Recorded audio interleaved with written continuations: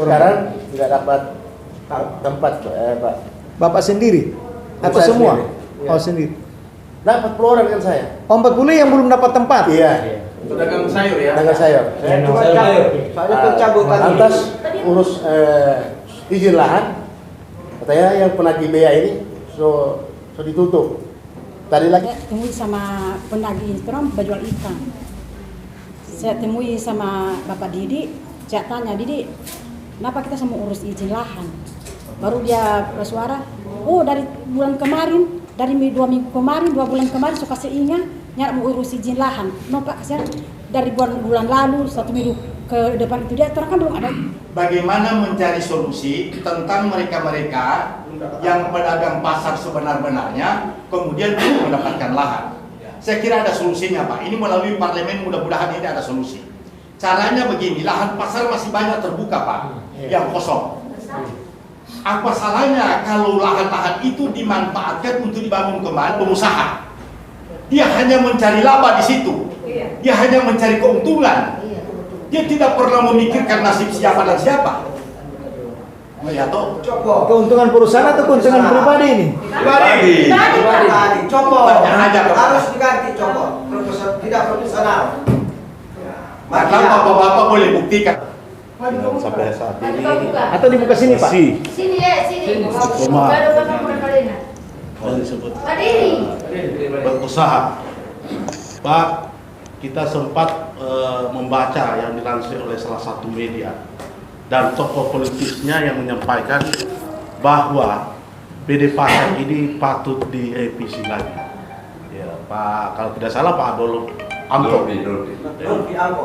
Di situ sangat jelas sekali bahwa keberadaan PD Pasar ini, kegaduhan yang ada di saat ini itu sangat disayangkan Pak. Dan saya kagum tokoh politik itu. Beliau menyatakan bahwa di PP nomor 54 sesungguhnya PD Pasar ini tidak ada relevansi lagi Pak dengan keadaan yang ada. Itu satu. Yang kedua Pak, secara histori apa yang sudah disampaikan oleh saudara-saudara saya, teman-teman pedagang sudah menyampaikan. Ya saya kira ini bukan cuma hanya dijadikan sebagai konsumsi ya oleh anggota Komisi B ya dalam hal ini yang membidangi bidang ekonomi Pak. Dan sesungguhnya semua ini mereka berkeinginan harus diakhiri Pak segala bentuk pelanggaran yang ada. Jangan hanya kita dengar kemudian tidak ada tindak lanjut Pak. Anggota Komisi B yang mewakili Pak institusi DPR ini saya kira menjadi salah satu komisi dan indikator pembanding kepada pemerintah Pak. Saya kagum sekali Pak dengan Pak Adolf. Beliau menyatakan bahwa PD Pasar tidak ada relevansi lagi Pak. Ya menyangkut status BUMD yang ada di Kota Manado, yaitu PDAM dan PD Pasar. Teman-teman ini saudara-saudara pedagang tahu Pak bahwa PD Pasar ini menurut mereka ada cacat hukum Pak. Perda nomor 1 tahun 2013 yang pertama yang itu menyangkut penyertaan modal itu sampai hari ini juga Pak kita tidak tahu perusahaan daerah pasar usahanya apa Pak. Ini menjadi pertanyaan orang bodoh-bodoh ini Pak. Dia usaha ini apa sebetulnya? Kalau PDAM jelas usahanya adalah air. Ya. Tapi PD Pasar apa usahanya Pak? Ini sudah sekian lama Pak. Sudah dari 2000 tahun 2000 perubahan status dinas. Kemudian ini sudah menjadi perusahaan daerah pasar. Tetapi sesungguhnya kita lagi-lagi semua Pak, institusi maupun kita orang sebagai masyarakat Pak, merasa bahwa ini telah terjadi pembohongan publik Pak. 20 tahun yang lalu Pak. Iya. Perda nomor 14 tahun 2000 Pak tentang pendirian perubahan status dinas pasar menjadi perusahaan daerah pasar. Lalu apalagi yang ditunggu oleh kita-kita ini Pak? Begitu banyak Pak catatan-catatan baik di media Pak telah terjadi pelanggaran Pak, bahkan sudah dijalani baik sanksi pidana Pak oleh beberapa yang ada di PD Pasar. Ayo kita sama-sama, kita ingin Pak hentikan semua ini Pak. Mari kita hentikan saja Pak Ketua Komisi. Ya, ini senior saya juga Pak, dan sangat peka juga. Ya. Saya sangat berharap bapak-bapak yang ada di Komisi B untuk bisa mendorong. Lalu tidak perlu lagi membelajar Pak Dokter. Kita buka Pak Lebaran tahun 2000. Ya, saya Pak, rumah saya ada di Jengki Pak, membelakangi satu. Belum ada pasar Bersihati itu saya sudah ada Pak. Itu saya SMK 4 Pak Manado.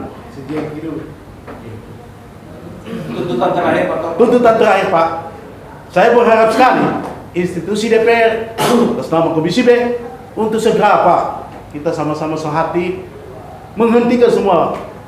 Lalu apa Pak? Kalau cuma mau masa di penjara Pak, paling sudah selesai. Tetapi kita orang pedagang Pak selalu diperas.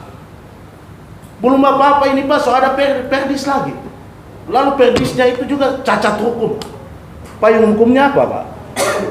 Dan kita paham Pak. Ya. Nanti perdisnya dikirim ya. Ini lagi perdisnya Ada sudah perdis. ada yang di tampal di pasar-pasar Ya. bentuk kampanye ini. Saya kira saya tidak menyampaikan bahwa ini saya harus sampaikan ke anggota DPR. Kita juga masyarakat sebagai kontrol atas kebijakan pemerintah. Kita tidak pernah berhenti Pak untuk menyuarakan sepanjang terjadi penjaliman terhadap masyarakat Pak pedagang. Saya kira yang harapan saya adalah saya mewakili pedagang pasar yang ada di Bersihati Pak, dan semua pasar yang ada di Kota Manado. Kemarin saya juga di Kelembasan Pak, dorong ada izin lahan kontrak 42 lapak. Sayang Pak, tidak ada solusi yang diberikan di pemerintah. Ada kontrak ini 42 lapak. Jadi capek Pak. Kita terlalu capek sekali Pak. Jangankan di sini Pak, di DPR, sampai ke pusat kita Pak sudah pernah Pak, ke KPK. Itu Pak Ketua. Jadi kita ada niatan baik. Nama saya Darus Utuba. Darus. Saya pedagang pasar Bersihati kurang lebih 32 tahun ya Pak. Dari tahun 94 sudah aktif di pasar Bersihati. Begini Pak, berawal dari revitalisasi pasar Bersihati, kita keluar dari pasar itu ke tempat relokasi yaitu Kalimas. Ya, kita ditempatkan di Kalimas itu, relokasi itu, kami pedagang membangun sendiri itu lapak-lapak. Ya. Bangun sendiri dengan biaya sendiri tanpa ada kompensasi daripada pemerintah kota. Kemudian sebagian pedagang lagi berapa bulan kemudian dapat bongkar ulang Pak, bangun lagi dengan biaya sendiri. Nah, seiring waktu kita berjualan di situ, nah karena tempat itu tidak representatif untuk kita pedagang, maka kita tetap bertahan dengan keadaan dan situasi itu Pak. Karena di mana kemana lagi kita akan berjualan kalau bukan di situ. Sehingga kita tetap bertahan sampai bukan hanya saja gulung tikar Pak, tikar segulung kita orang ini. Ya. Oleh karenanya, nah di sini nurani daripada PD Pasar dan pemerintah kota, terutama wali kota Manado di mana? Ketika kita sudah siksa di situ, PD Pasar wali kota Manado seolah-olah menutup mata dengan kebijakan yang dilakukan oleh PD Pasar untuk memberikan beban kepada kita dengan cara mengurus izin lahan harus mendapat lapak di sana. Ini apa izin lahan ini juga ada dalam ketentuan, ada dalam perjanjian kita pedagang. Nah, yang paling aneh, izin lahan ditentukan dari tahun 2017 sampai tahun 2022. Padahal mereka nanti tahun 2021 berada mengelola pasar ini. Kenapa harus dihitung mundur? Ya, harusnya mereka hitung tahun 2021 sampai 2024 itu wajar. Tapi kalau dihitung dari 2017 ke 2022 kan tidak wajar, Pak. Itu tidak masuk akal. Nah, ketika pada saat 2020-2021 juga kita mendapat kompensasi daripada pemerintah untuk tidak bisa mengurus izin lahan karena COVID 2 tahun, 2 kali kita urus izin lahan. Itu Pak Dirut yang lama kan sampaikan, waktu Stanley Su sampaikan untuk pedagang diberikan kompensasi untuk tidak akan ada pengurusan izin lahan tahun 2020 sampai 2021. Nah, ini yang menjadi persoalan, Pak. Pedagang dalam keadaan dan situasi seperti itu, dengan situasi pendapatan yang semakin susah, bukan saja gulung tikar tapi tikar segulung. Nah, disitulah kita minta kebijakan dan nurani daripada PD Pasar melihat kita, karena pasar ini untuk kita. Maksud dan tujuan revitalisasi pasar itu untuk pedagang juga. Nah, ketika kita masuk ke sana dengan syarat izin lahan yang ditentukan, itu artinya PD Pasar secara tidak langsung menjual tempat kepada kita. Dia jual tempat ini dia kepada kita, modus itu izin lahan. Tapi sebenarnya mereka jual ini tempat ini kepada tiap pedagang dengan catatan harus yang punya izin lahan, yang punya izin lahan harus mendapat tempat. Kalau yang tidak punya izin lahan tidak akan mendapat tempat. Sementara pedagang, banyak pedagang yang asli yang keluar kemari sana selama ini bayar retribusi, bayar lapaknya sesuai dengan retribusi yang ada. Tapi karena mereka tidak sanggup untuk mengurus izin lahan, tidak mendapat lapak sebenarnya. Padahal orang dari awal, dari dalam keluar kamar ke tempat relokasi sampai hari ini membayar retribusi. Nah, ini yang harusnya PD Pasar juga punya kebijakan untuk pedagang-pedagang yang tidak mampu dengan cara misalkan menyicil atau nanti sudah ada tampak kalian di sana. Yang aneh, PD Pasar tidak ada transparansi dengan kita. Berapa sejumlah lapak yang ada di dalam pemerintah kota? Kita keluar kemarin dengan sekian ribu, dengan 1.000 lebih. Balik ke sana kita sudah tidak cukup lagi. Tidak cukup lagi untuk kita ke sana. Katanya sudah pol. Nah, dengan syarat izin lahan juga, ini akan memberi peluang pada pedagang atau yang bukan pedagang yang di luar pasar Bersihati, yang bukan pedagang, karena mereka mampu bayar izin lahan, orang bisa dapat tampak. Mestinya jangan PD Pasar, jangan dengan syarat izin lahan itu. Yang harusnya mereka punya database dari awal keluar kemari, dan selama ini mereka berjualan dan selalu membayar retribusi, ya, pada pelapak masing-masing lapaknya, mestinya harus berdasarkan itu PD Pasar. Sehingga PD Pasar hari ini saya katakan mereka tidak profesional dalam mengelola pasar. Karena ketidakprofesional mereka itulah, ya, kita meminta kepada bapak-bapak, ya, selaku anggota dewan, kami mohon supaya PD Pasar ini, ya, dibekukan dulu, Pak. Bekukan atau kembalikan ke dinas dulu. Kembalikan ke dinas sepanjang menunggu kebijakan atau peraturan perda yang baru yang sementara digodok menurut, ya, Abdul Wahid Ibrahim tadi bilang. Sehingga itu kami berharap Pak anggota-anggota dewan supaya suarakan langsung pada wali kota, karena ini adalah tanggung jawab langsung wali kota. Pemilik perusahaan ini adalah wali kota. Wali kota saya katakan tidak profesional dalam menentukan orang-orang yang duduk di dewan direksi itu. Karena orang-orang itu orang-orang yang tidak tahu mengurus pasar. Orang-orang tidak tahu mengurus pasar. Ada Pak Wali, sudah berapa kali? Baru 1 tahun lebih, sudah berapa kali pedagang demo? Pak Wali baru 1 tahun setengah ini, sudah berapa kali pedagang demo? Mestinya PD Pasar, ya, ini pasar rakyat. Ini pasar dibangun untuk rakyat atas dasar, ya, anggaran-anggaran dari rakyat. Sehingga itu jajaran direksi tidak bisa menerapkan peraturan direksi untuk menentukan tarif dengan jumlah tarikan retribusi. Sebenarnya pasar ini siapa punya? Nanti orang yang seenaknya menentukan itu jumlah tarikan retribusi, jumlah tarikan izin lahan. Itu lahan-lahan siapa punya? Ini lahan-lahan pemerintah, artinya rakyat punya ini pasar. Sehingga tidak bisa jajan resi seenaknya menerapkan, menentukan nilai tarikan, retribusi ataupun tagihan izin lahan kepada pedagang. Kami berharap bahwa terakhir ini Pak, kami minta dalam pelaksanaan penentuan lapak itu kami mohon kembalikan pedagang-pedagang pada tempat yang semulanya.